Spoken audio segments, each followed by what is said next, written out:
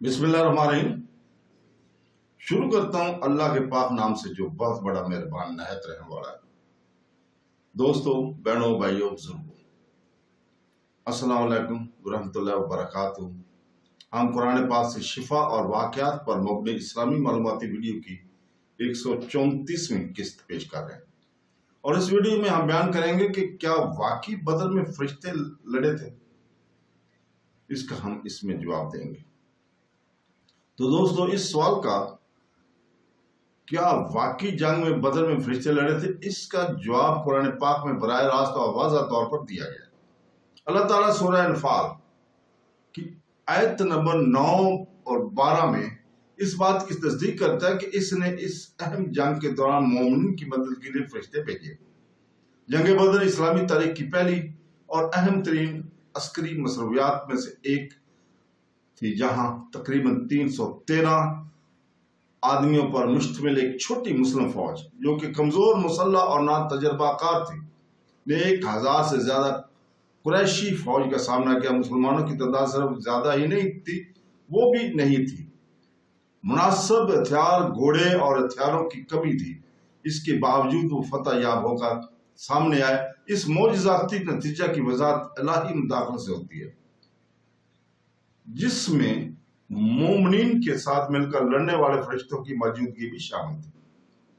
अल्लाह ताला कुरान पाक की सूरह अनफाल आयत नंबर 9 में फरमाता है, याद करो जब तुमने अपने रब से मदद मांगी तो इसने जवाब दिया कि मैं तुम्हारी मदद 1000 फरिश्तों से करूंगा जो कि दूसरे के पीछे जाएंगे, एक दूसरे के पीछे जाएंगे। इस आयत से मुराद जंग से पहले की रात नबी करीम सल्लल्लाहु अलैहि वसल्लम की मायूस कुन दुआ है, जैसा कि सही मुस्लिम हदीस नंबर 1763 में है कि रसूल पाक सल्लल्लाहु अलैहि वसल्लम ने अपने हाथ उठाए और शिद्दत के साथ दुआ की, ऐ अल्लाह मुझसे अपना वादा पूरा कर। ऐ अल्लाह, अगर आज ये गिरोह हलाक हो गया तो जमीन पर तेरी इबादत नहीं की जाएगी। इनका इखलास इस कदर गालिब था कि इनकी चादर कंधों से गिर गई और हजरत अबू बकर सदीक रज़ी अल्लाह ताला ने इन्हें तसल्ली दी और याद दिलाया कि अल्लाह अपना वादा पूरा करेगा। इस दुआ के जवाब में अल्लाह ताला ने फरिश्तों को उतारा। अल्लाह ताला अगली आयत सूरह अनफाल की आयत नंबर 10 में फरमाते हैं, और अल्लाह ने इसे सिर्फ बिशारत के लिए बनाया और इससे तुम्हारे दिल मुतमईन होंगे और फतह अल्लाह की तरफ से नहीं। ये बेशक अल्लाह गालिब और हिकमत वाला है। यह आयत वाज़ा करती है कि फरिश्तों की मौजूदगी मोमिनीन के लिए हकीकी सहारा है और नफ्सियाती यकीनी देती है। इससे इनके हौसले बुलंद हुए और इनके दिलों की तकवीयत मिली। इन्हें याद दिलाया कि हतमी फतह का इंसान तादाद या मादी ताकत पर नहीं बल्कि अल्लाह ताला की मर्जी पर है। फरिश्ते खुदाई मदद और पैगंबर के मिशन की सच्चाई की अलामत है।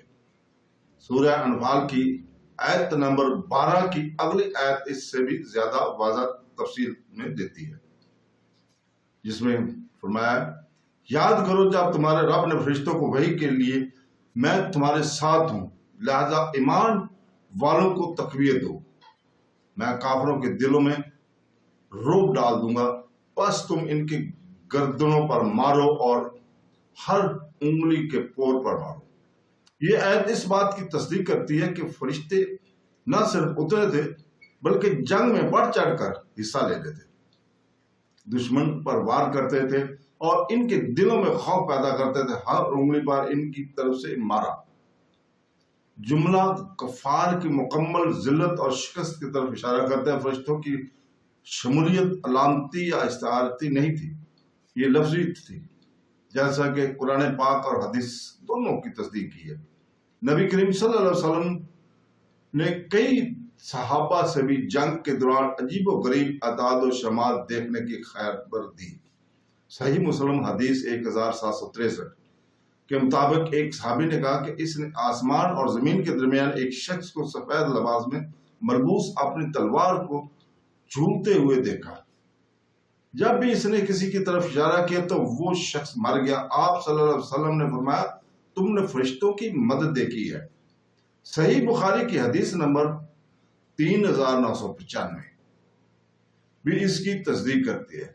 جہاں نبی کریم صلی اللہ علیہ وسلم کا یہ فرمان نقل کیا گیا کہ بدر کے دن اللہ تعالیٰ نے مومنین کی مدد کے لیے 1000 فرشتے اتارے اور جبرائیل ان کی رہنمائی کر رہے تھے۔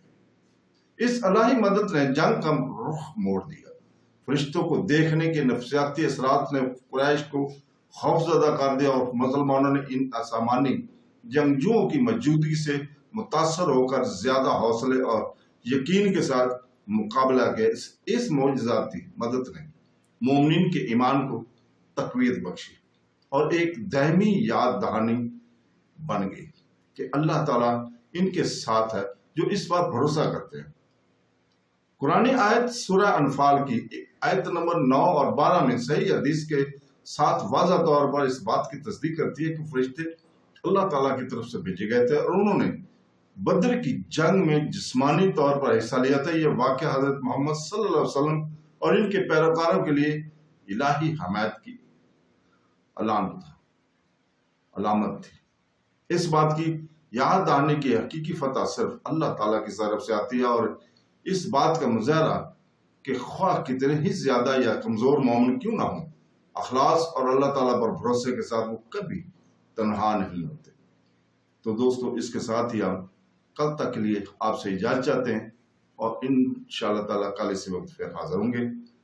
اللہ تعالیٰ سے دعا کرتے ہیں کہ وہ ہمیں قرآن اور حدیث پر عمل کرنے کی توفیق عطا فرمائے۔ آمین ثم آمین۔ اللہ حافظ۔